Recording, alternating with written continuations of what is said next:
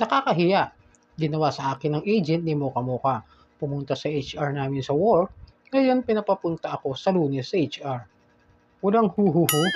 Tara, pag-usapan natin kung legit ba o tama ba ang ganitong klase ng proseso ng paniningil ng isang kolektor ng isang lending company. Mayroon bang karapatan silang pumunta sa ating workplace? Kung sakasakali at puntahan at kausapin ng HR natin, tara pag-usapan natin mga kadyani. Let's go! Welcome back sa iyo mga kadyani kung kayo mga newbies po rito sa aking channel at kayo po ay mag-subscribe na po at sa mga loyal legit subscribers ko po marami pong salamat sa patuloy na pagtangkilik at pagsuporta dito sa aking channel at i-like nyo na po, share, hit nyo yung notification bell para updated po kayo sa mga videos na ginagawa natin dito about sa usapang online lending app. So yun mga kadyani, ayun nga no, nasabi ko naman sa inyo kung ano yung nangyari kanina na pinuntahan daw po ng isang lending collector ang isang HR sa kanyang trabaho at ngayon ay pinapapunta nga raw siya doon sa office sa Lunes. Nakakatawa na yung mga ganyang klase ng post, sasabihin ko sa inyo, mga gawa-gawa ng mga agent yan dahil sa mga FB pages, sa mga FB groups na kung saan yung mga OLA victims ay nagsasama-sama, OLA victims community mga pages, nag-uusap-usap at ngayon pinasok na nga ng mga agent. At hindi lang yan ang mga nakita ko, napakarami kong nakitang harassments at kung ano-ano na kung saan nga ay puro taliwas sa mga karapatan at sa tamang pangungulekta ang kanilang mga ginagawa at mga ipinopost na kung saan ay maaaring makaapekto talaga sa isip natin. Lalo na doon sa mga na-stress, doon sa mga medyo talagang takot sa mga utang nila na hindi nila kayang bayaran, which is na pwede naman talagang pakiusapan kung kayo pupuntahan. Ito kapag kayo pinuntahan sa workplace ng mga OLA agent o ng mga lending collector, hindi sila pwedeng basta-basta pumasok diyan sa opisina nang walang pahintulot ninyo dahil kayo po ang may utang at hindi po yung kumpanya na pinapasukan nyo at hindi rin po yung opisina at kung sino-sino ng mga taong kakausapin ng mga yan. Lagi nyo tatandaan, ang paniningil ng mga kolektor, ng mga lending collector ay tanging tayo lamang dapat kausapin. Hindi dapat singilin o hindi dapat kausapin ang ibang tao na hindi naman involved dito sa ating transaksyon sa mga lending companies. Maaari siguro kung pupunta sila sa ating mga workplace, ay hintayin kung anong oras lamang libre ang isang empleyado. Kunwari, break time.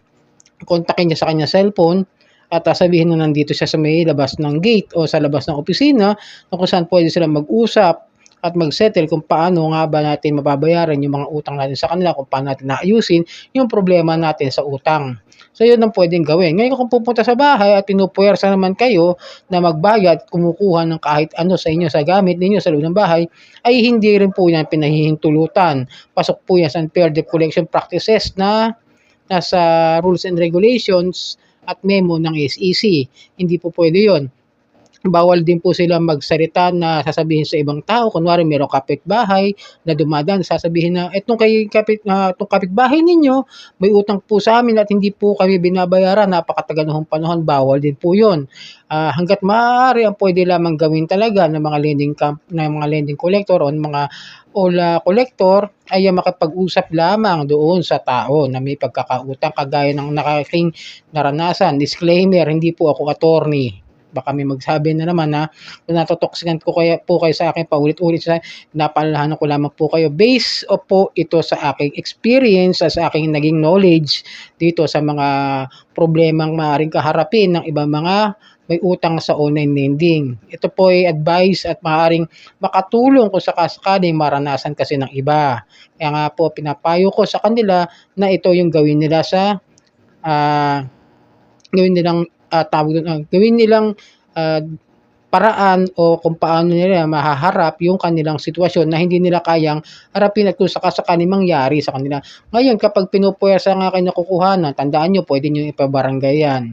Pwede po kayong tumawag sa barangay ninyo na merong tao ron na naniningil ng utang, ngunit pinupuwersa kayo na kumuha sila ng gamit ninyo na kasing halaga ng utang ninyo. Bawal nga yan. Kailangan idaan sa tamang proseso na kailangan dumaan muna sila sa small claims at kung ano maging hatol ng judge, yun lamang po ang pwedeng sundin para sa ating mga pagkakautang sa kanila. At ngayon kung sa workplace nga, Yun lamang po ang pwedeng gawin nila. Hintayin kayo kung kayo ba may break time at doon kayo pwedeng kausapin, ayun lamang po. Kung papasok ka sa opisina, bawal po yun. Kasi pagka katulad na HR ang kakausapin, ay labas na po yung HR o yung mga nasa opisina po ninyo. At kung ang HR nyo naman ay kinampihan yung mga lending companies na yan o yung mga lending collector na yan at kayo ay pinapatawag at kayo ay bibigyan ng kung ano mang kaparusahan dahil sa panggugulo na ginagawa ng mga lending agent, ng mga ula collector at kayo po ay sinuspindi o kayo ba itinanggal, eh pwede po ninyong ireklamo yan sa Department of Labor dahil bawal po yun na basta-basta kayo tatanggalin o bawal kayong basta-basta suspendihin dahil lamang po sa nangyari sa inyo na hindi nyo nabayaran yung utang. Kahit sa ibang trabaho po, kahit po sa ibang profesyon, like sa mga teachers, may mga nakakausap ako dyan na natatakot sila na baka tanggalan daw ng lisensya, tanggalan ng mga kung ano, mga PRC license. Wala po silang saklaw upang magpatanggal ng isang tao. Sa pangungutang lang po sila pwedeng gumawa ng paraan nga para masingil kayo sa tamang paraan at hindi sa tama na sinasabi nila na kung ano-ano mga pagbabanta. Katulad nga nun, nagpo-post, di ba? Yun, kakapapalawang kung sakasakali mangyari man sa inyo yun, eh magkaroon na kayo ng ideya kung paano nyo haharapin at kung paano nyo gagawa ng paliwanag kung sakasakali nga na mangyari sa inyo. Then minsan may nakausap na ako no, natanggal daw siya sa trabaho dahil daw may tumatawag na OLA collector doon sa kanilang opisina. Maya pati nga yata yung mga supervisor o management, meron na lumapit sa akin yan na, yun nga, nawalan siya ng trabaho, kawawa naman yung tao, di ba? Ngayon, paano nga naman makakapagbayad yun ng utang kung nawalan ng trabaho dahil sa kagagawa ng mga kalokohan ng mga OLA collector yan, di po ba? Di lalo sila ng problema. Wala nang ipambabayad yung tao. Sinira nyo na yung buhay. Nawala na ng pagkakataong kumita yung tao, eh yun lang inaasahan niya sa liit ba naman ng sahod ng ating mga manggagawa ngayon na kahit nadagdagan ng kaunting halaga, hindi naman sumasapat. Ika nga, eh, pandagdag na sa pamasahe yung naidagdag ngayon. Yun. Eh di syempre, lalong na problema yung tao. Imbis na magkaroon siya ng peace of mind na kahit paano makaipon ng kaunti, lalo na kung medyo nangungupahan, maraming gastusin yung tao, eh sana bigyan nyo na lang ng konsiderasyon kayong mga OLA collector na bigyan ng paunti-unti hanggang sa makabayad ng buo. Kasi pwede naman kasi yan i-settle eh. Kahit naman ako ginawa ko sa isang legit na lending company na pinaunti-unti ko hanggang sa makakayanan ko na bayaran yung kakulangan, eh pumayag naman po sila. Ganon po yung pakikipag-settlement, magkaroon na lamang ng proper payment agreement na bani-bago. Siguro, kung sakaling lumaki na ng husto. Eh ang problema, mga OLA collector kasi ito, wala namang ibang alam gawin yan, kundi yan talaga manakot, mangharas, at kung ano nung mga pamamahiya ang gagawin talaga sa atin. Kaya nga sabi ko sa inyo, mga kadyani, mga humihingi ng payo sa akin na kung anong gagawin nila. Kung kayo nagkakaroon ng problema dyan, it's better to seek advice. It's better to i-watch na lang yung mga ganitong klase ng mga content. Si Boss Ray, andyan, si Boss Ray, isa yan sa magagaling na mga OLA victim na nagbibigay advice, no? Kasi siya legit siyang lending collector.